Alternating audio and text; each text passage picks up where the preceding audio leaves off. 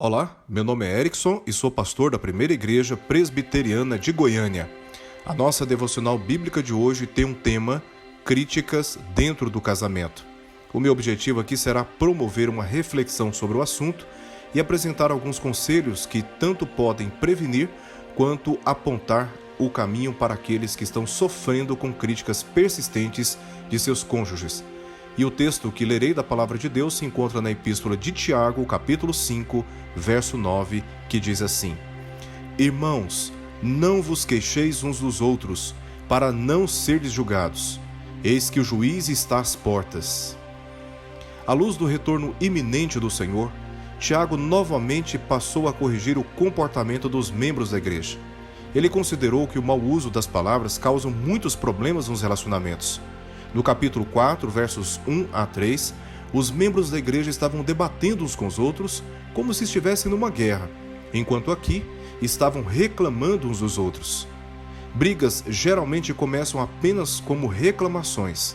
Então, Tiago os advertiu que criticar implica em julgamento. Por isso relacionou a crítica ao juiz que está às portas. Este conceito de críticas viciadas ou de murmurações nos lembra os israelitas que testaram a paciência de Deus repetidas vezes, murmurando das suas circunstâncias e de como Deus se irou com aquele comportamento. A crítica é uma simples avaliação, seja de pessoas, objetos ou de eventos. Na maioria das vezes, ele se dá através de reclamações e entre cônjuges são esperadas e compreensíveis, visto que o casamento é o casamento das diferenças que requer ajustamentos com o passar dos anos. Nesse sentido, são comuns e não descarto que em muitas delas há algo de verdade ou uma expectativa saudável. Elas ajudam a discernir as deficiências a fim de serem corrigidas com humildade, perdão e tratamento imediato das suas causas. Uma atitude crítica constante, entretanto, é realmente uma preocupação especial que requer a nossa atenção, principalmente quando criam mais confusões que soluções, quando apenas machucam e não curam feridas, quando alimentam mais o desafeto que a intimidade, quando cultivam mais relacionamentos frios, indiferentes e distantes, quando são apenas expressões de um senso de superioridade, ódio, vingança e inveja nos relacionamentos. Críticos persistentes geralmente são pessoas amarguradas e descontentes, que projetam as suas frustrações no trato e nas reações para com outras pessoas. Não bastando isso, muitas vezes falta sabedoria e a crítica acaba sendo feita de modo insensível, sem consideração pela ocasião, sob fortes emoções. O resultado se dá com a perda gradativa da alegria e da intimidade conjugal. Então, como casais devem lidar com a crítica? Em primeiro lugar, como já dissemos, a crítica é necessária, mas a maioria delas é totalmente dispensável. Nem tudo o que discordamos temos de expressar discordância no relacionamento com o nosso cônjuge. Se não for assim, como o homem e a mulher são tão diferentes um do outro, ao mesmo tempo imperfeitos em todos os aspectos, o casamento se tornará uma experiência de perseguição de faltas ou em uma competição de direitos, arruinando o ambiente de pessoas conscientes das suas fraquezas e do dever de ajudar o outro a ser melhor. Em segundo lugar, em um mundo pessimista que valoriza mais as más que as boas notícias, temos que cuidar para não menosprezarmos a graça de Deus, deixando de reconhecer a beleza da vida conjugal e os prazeres de um homem e uma mulher casados, deixando de agradecer todos os dias por aquele que está ao nosso lado, nos suportando em nossas imperfeições, com fidelidade e amor abnegado.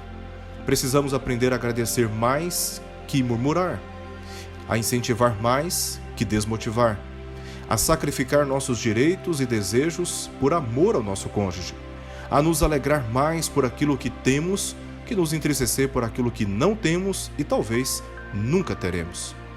Em terceiro lugar, também precisamos aprender a semear boas sementes, se quisermos produzir uma colheita de satisfação no casamento, falando primeiro com o nosso cônjuge antes de falarmos com outras pessoas, buscando conselheiros sábios que possam nos ajudar a enfrentar certos conflitos antes de se tornarem maiores do que podemos suportar, elogiando os primeiros esforços por mudanças do outro e termos a humildade de reconhecermos as nossas faltas, resolvendo os conflitos imediatamente para não darmos ocasião ao diabo, e nos enchendo da palavra de Deus, para que dos nossos lábios saiam apenas palavras para a edificação, não para ofensa gratuita e sem misericórdia. Que esta palavra nos oriente no trato uns com os outros, especialmente no nosso casamento, e que assim o Senhor nos abençoe. Vamos orar. Pai, mais uma vez te agradecemos pela Tua palavra e por aquilo que ela nos ensina. Te rogamos que esta palavra seja depositada nos nossos corações e nos guie no modo como falamos com o nosso cônjuge e no modo como nós o tratamos. Que o Senhor nos dê sabedoria para escolhermos bem as nossas palavras e as ocasiões adequadas quando a crítica for necessária. E que ela, uma vez feita, produza o bem, jamais o mal, na vida daquele que nós tanto amamos, que é o cônjuge que está ao nosso lado, e que o Senhor mesmo nos abençoou com ele.